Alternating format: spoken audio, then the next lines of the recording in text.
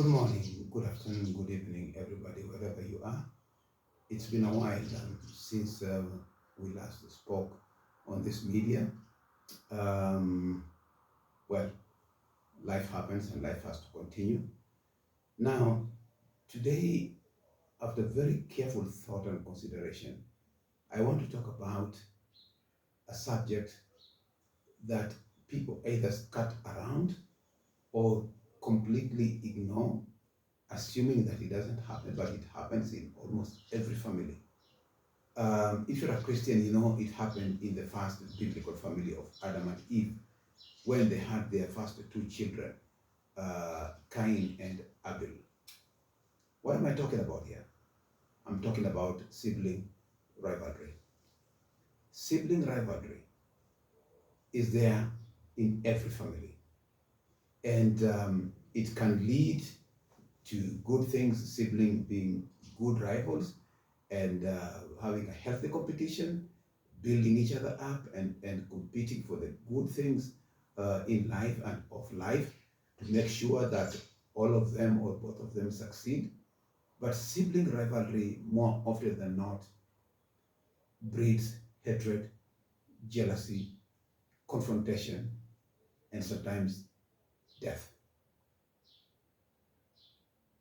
I have seen it. I am the fourth born in from my mother's womb and the first son. Long story short is that before my father passed on, he had two wives. He had property in Mombasa and in Sondu. The property in Mombasa he divided amongst his wives in the presence of his parents, his brothers, his sisters, and his children. I was there when this was being done. One house was given to my mother, the other one was given to my stepmother. Within 2 years of my father's death, my stepmother sold her property, and nobody interfered with her because it was her right. She had been given that property. What she did with the proceeds, that's a story for another day. My mother kept her house. It is still there. This house was constructed in 1965. It is still there. And after my father's death, my mother was somehow arranging to collect the rent from Mombasa, which she used for her daily living. She also used to educate my siblings. When my immediate follower went to Mombasa in the early 80s, he took over the management of that house, and he did very well indeed. He made sure that my mother got the rent from this property. He also made sure that this property was repaired. It was initially constructed of mud and wattle and corrugated iron roof. He changed this later on to limestones. So it essentially became a permanent house. And for you who know the cost well, you know that you don't buy the land, you lease and you pay a monthly charge, which my family has been paying to the owner of this property from 1965 to date. That is approximately 60 years that we've been paying the land rent on this property. Now, I never took an interest, and I've never taken an interest on this house. When my mother passed on in 2015, during the eulogy, I stated publicly that I was surrendering all the rights of the inheritance that I had in that property to my second follower. And I beseeched my immediate follower to also surrender his rights to our last born, because we were comparatively well off than these other two, and that they could inherit that. So I probably forget about that, and I have never involved myself in that house. However, let me take you back a little while to 1999.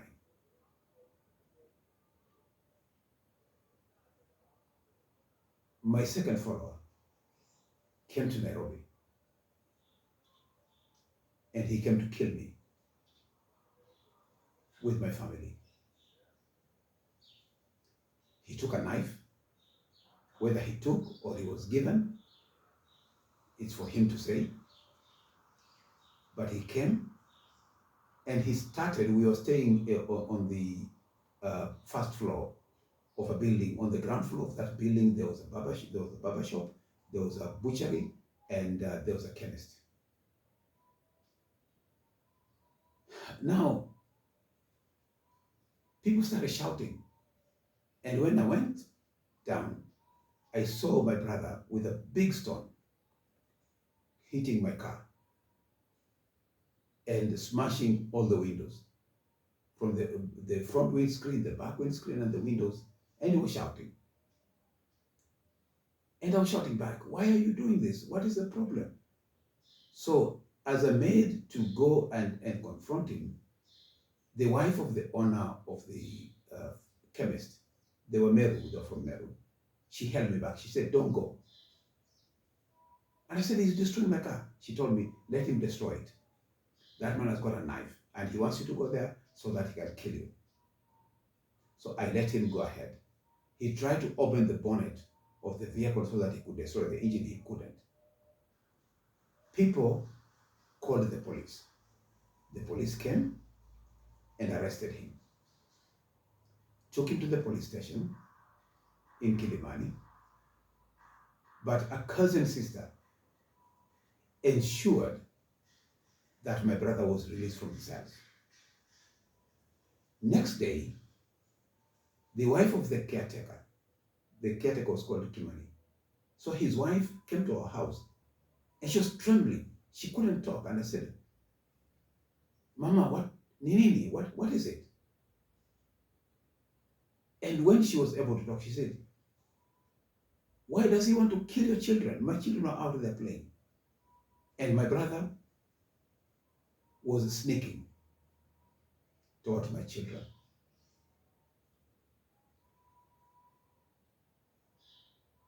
She couldn't talk.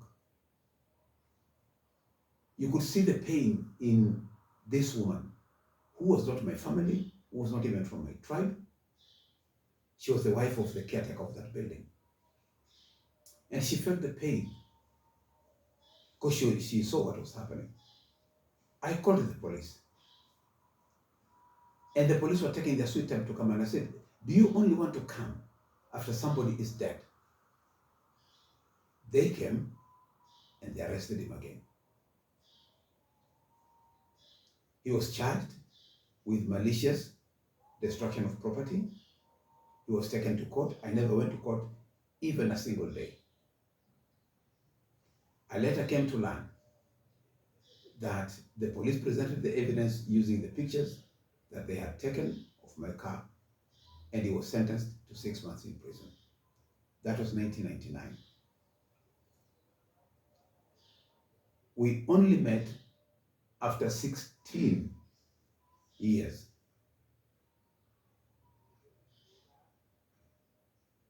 That is when we talked.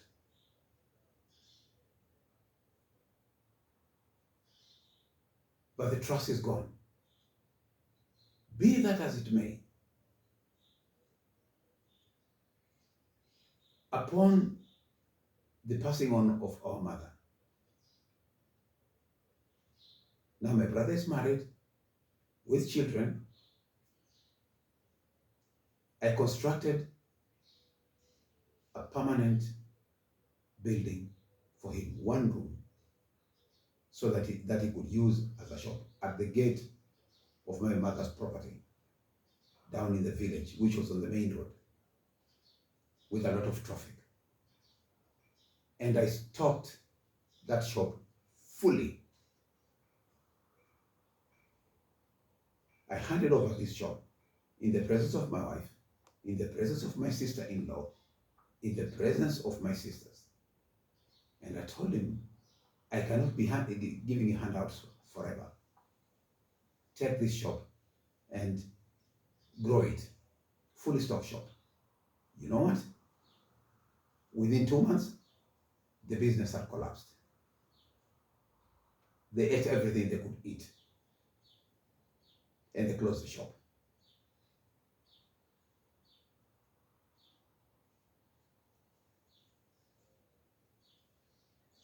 They closed the shop and they sat back to beg. This is somebody that even today, I find it hard to sit down with. Because I don't know, in that jacket that he has, is he still carrying a knife?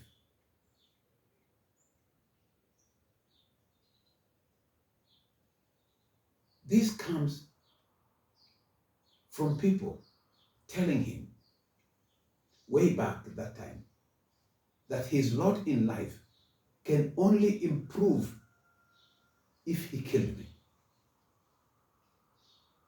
He wasn't told this by villagers, he was told this by relatives, close relatives.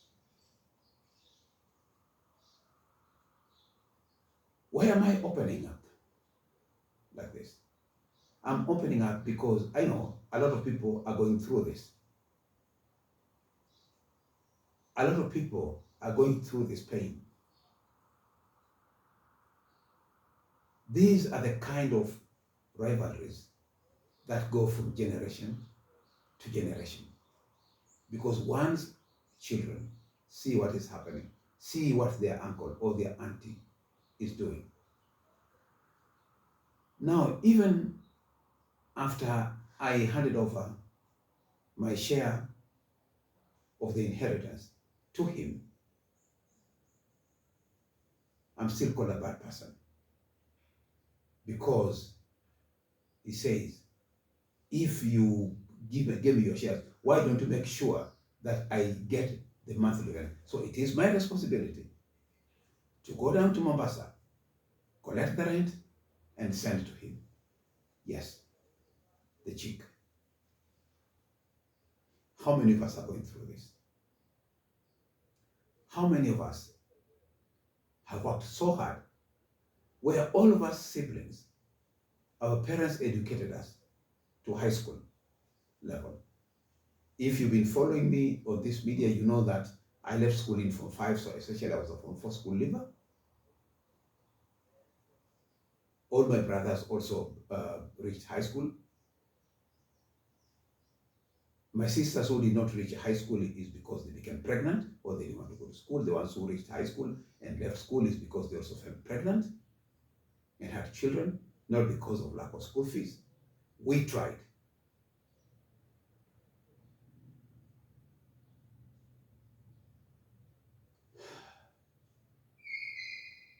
My father left a plot of land in Sondu. My two mothers wanted to sell this land. And of course, my signature was required, and I refused to sign. I told them I'm not signing until all my siblings, my 3 brothers from my mother, and my 4 brothers from my stepmother, making 7 of us, all got together and each one signed, because I knew that if it was only my signature that was there, they would accuse me that it is me who sold the land. My mother's got hold of the eldest boy in my stepmother's house. They gave him 100 shillings and he signed off that land, which my mother's sold for a pittance of 40,000 shillings. And they divided the money among themselves, which was their right because that was their husband's property. But I want you to imagine that if I had signed off or if I was collecting the rent from that property in Mombasa, what they would be accusing me of.